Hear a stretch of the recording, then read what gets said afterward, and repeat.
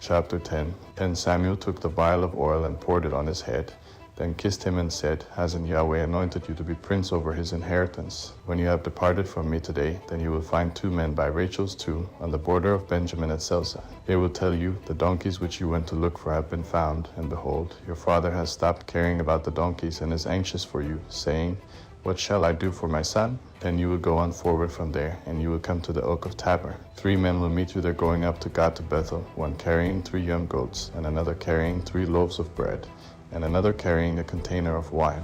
They will greet you and give you 2 loaves of bread, which you shall receive from their hand. After that you will come to the hill of God, where the garrison of the Philistines is, and it will happen, when you have come there to the city, that you will meet a band of prophets coming down from the high place with a lute, a tambourine, a pipe, and a harp before them, and they will be prophesying. Then Yahweh's Spirit will come mightily on you, then you will prophesy with them and will be turned into another man.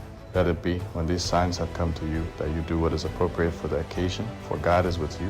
Go down ahead of me to Gilgal, and behold, I will come down to you to offer burnt offerings and to sacrifice sacrifices of peace offerings. Wait 7 days until I come to you and show you what you are to do. It was so that when he had turned his back to go from Samuel, God gave him another heart, and all those signs happened that day. When they came there to the hill, behold, a band of prophets met him, and the Spirit of God came mightily on him, and he prophesied among them. When all who knew him before saw that, behold, he prophesied with the prophets, then the people said to one another, What is this that has come to the son of Kish? Is Saul also among the prophets? One from the same place answered, Who is their father? Therefore it became a proverb, Is Saul also among the prophets? When he had finished prophesying, he came to the high place. Saul's uncle said to him and to his servant, Where did you go? He said, To seek the donkeys. When we saw that they were not found, we came to Samuel. Saul's uncle said, Please tell me what Samuel said to you. Saul said to his uncle, He told us plainly that the donkeys were found. But concerning the matter of the kingdom of which Samuel spoke, he didn't tell him.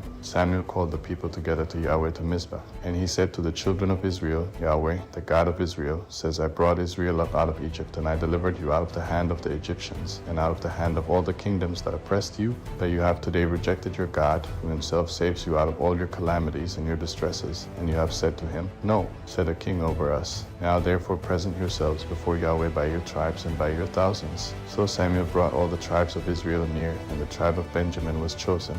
He brought the tribe of Benjamin near by their families, and the family of the Matrites was chosen.